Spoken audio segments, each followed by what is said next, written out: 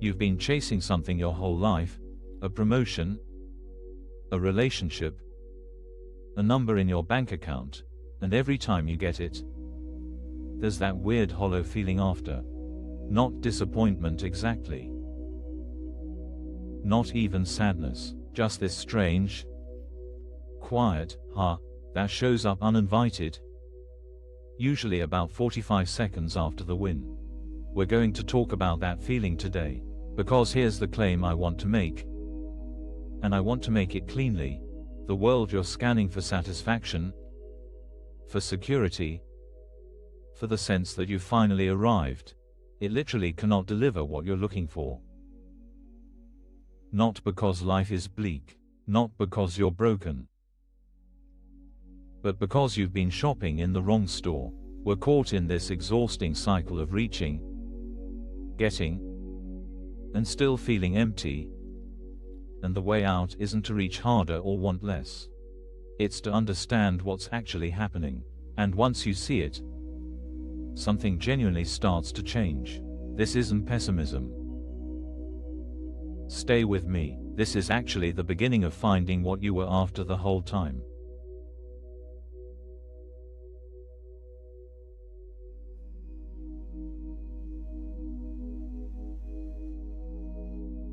Let me tell you about Sarah. Sarah has been angling for a corner office for 3 years. Longer hours. Careful politics. The right lunches with the right people. She knows the game. She's playing it well. And the day she finally gets the promotion email, there it is, in her inbox. The words she's been rehearsing in her head for 36 months. She feels a genuine rush. About 45 seconds of it, and then her mind, almost without her permission, pivots. Now she has to perform at this level. Now there's more to lose. Now she's thinking about who she needs to manage, what she should wear to the first leadership meeting, whether her office needs new chairs. The win is already behind her, and she's running toward the next thing before her coffee has even gone cold. 2 weeks later, she's standing at the window of her new office. The view is genuinely better. The title looks great in her email signature, and she notices something that bothers her in a way she can't quite name. She feels essentially the same as she did in the old office. Maybe, and this is the part that really gets her, maybe slightly more anxious. Something in her goes quiet for a moment. Not in defeat, in recognition. She has been running a race whose finish line keeps moving, and she is the one moving it.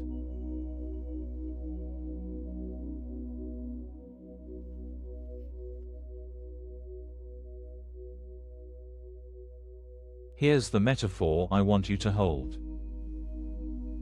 Imagine you're desperately thirsty, and you keep reaching for a glass that looks completely full, beautiful. Even. It has the shape of water. The color of water. Light catches it the way light catches water. So you bring it to your lips again and again. But the glass is painted. It's an image of water. Nothing actually passes your lips. That's the loop. Every achievement, every acquisition, every relationship we chase for the specific purpose of finally feeling whole, that's the painted glass.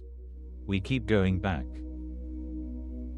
We keep getting the promotion, the partner, the apartment, the body, the recognition.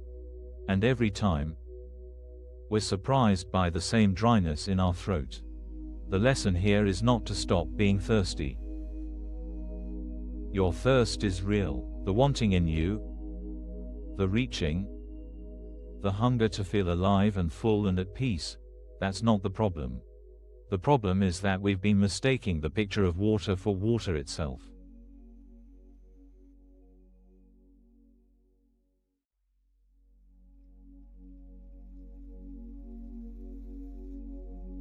Which brings us to a question that's a little uncomfortable. And I want to ask it gently. What if the world was never designed to give you what you actually need? Not in a hopeless way. In a freeing way. Because think about how much pressure we put on ordinary things. We need this trip to fix the marriage. We need this client to validate our worth. We need this body, this house, this title, this person to finally make the noise in our chest quiet down. And the world just can't carry that weight. It was never supposed to. Asking a Tuesday afternoon to deliver the meaning of your life is like asking a painted glass to quench your thirst. It's not that the Tuesday afternoon failed you. It's that you handed it a job description it could never fulfill. This is what Sarah saw at the window. Not that the promotion was bad.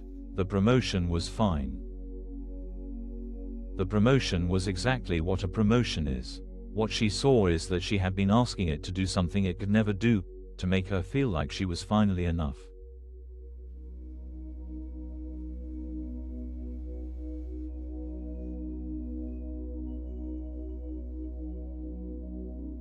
And here is where everything shifts.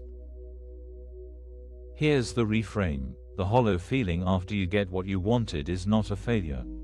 It's not proof that you picked the wrong thing, or that you should have wanted harder, or that something is wrong with you.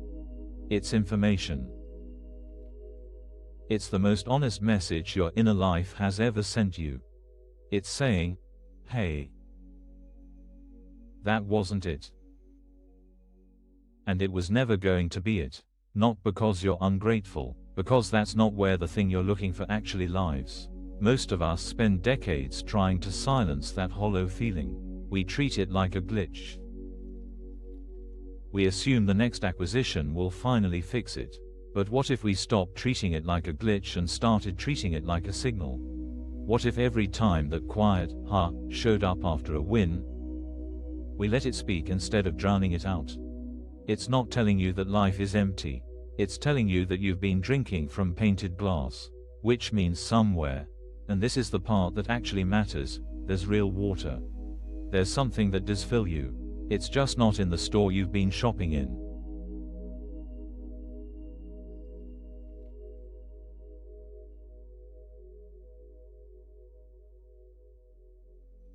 So what does this actually look like on a Wednesday? Because I'm not asking you to quit your job or stop wanting things. That's a misreading. What changes is the grip. You can still go to work. You can still want the promotion, the relationship, the body, the house. You just stop asking those things to be your salvation. You let a promotion be a promotion. You let a good dinner be a good dinner. You let a compliment land for what it is, a kind moment, without needing it to settle a lifelong question about whether you're worthy of being alive. Things get lighter when you stop assigning them impossible jobs. The email is just an email.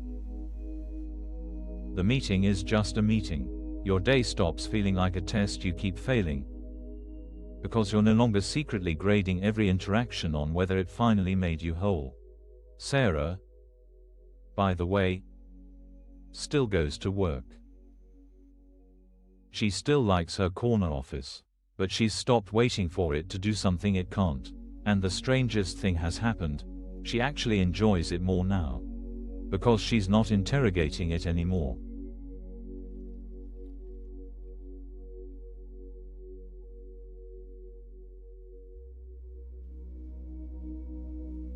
When you stop gripping, something arrives that you didn't know you were waiting for. It's not emptiness. It's space. It's the difference between a clenched fist and an open hand. The quiet that comes isn't resignation. It's not, nothing matters. It's closer to relief. A relief you've been low-grade exhausted from not having. You can engage with your life, fully, warmly, ambitiously even, without the desperation underneath. Without the constant scanning for the thing that'll finally make the ache stop. And here's the gentle invitation as we close. Just notice, this week, the next time you get something you wanted, Don't analyze it. Don't fix it, just notice the 45 seconds, and the pivot, and the quiet, that follows. Let that feeling speak instead of shutting it up. It's not telling you that you failed. It's telling you that the real thing you're after is closer than you think, and it was never going to be found in painted glass. If you'd like more teachings and guided practices like this, you can like the video and subscribe. And now, we'll move into a short guided meditation.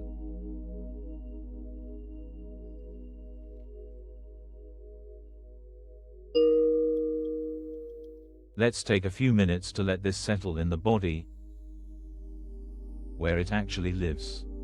Find a position that feels easy. Not perfect. Just easy. Let your shoulders drop a little. You don't have to hold them up right now. Notice your breath, not changing it. Just letting it be what it is. Feel the weight of yourself, supported by whatever you're sitting on. You don't have to hold yourself up either.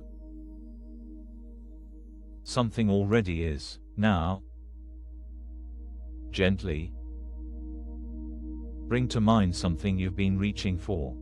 A goal. A person. A version of yourself. Don't judge it, just see it. And notice, just for a moment, the grip, the slight forward lean. The quiet sense that when it finally arrives, you can rest. Let the grip soften. Just a little. Not letting go of the thing, just loosening your fingers around it. Feel what happens in your chest when the grip softens. There's nothing you need to chase in this moment. Nothing to perform, nothing to acquire. The promotion can wait. The text can wait, the plan can wait. Right here, you're already breathing.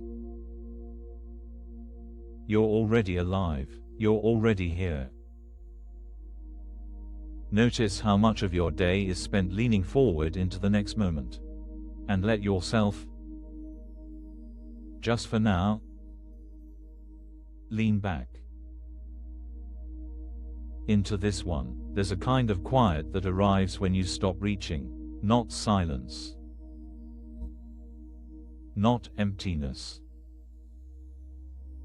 Space. Let the space be there. You don't have to fill it. Rest here. If the mind drifts to what's next, gently bring it back. Nothing is next right now. Right now is what's happening. Feel the air on your skin. The small sounds in the room. The quiet weight of being a person in a body on an ordinary day. Nothing missing. Nothing to fix. When you're ready, let your attention widen. Feel the room around you. The shape of your body, the fact of being here. And carry a little of this softness with you into the next email, the next conversation, the next reach. You don't have to grip so tightly. The thing you're really looking for isn't going anywhere. Take one more easy breath, and open your eyes when you're ready. Thank you for being here and practicing together. If you'd like, you can find a free digital ACIM resource in the description. And if you want to mark the moment, a simple comment such as, "I am grateful," is welcome. Thank you for being here. Really, for giving these few minutes to something quieter than the rest of your day. If you noticed anything soften, even slightly, that's enough. You don't have to figure it all out today. Be gentle with yourself this week, especially in the moments after you get something you wanted. That's where the real noticing happens. Take care of yourself.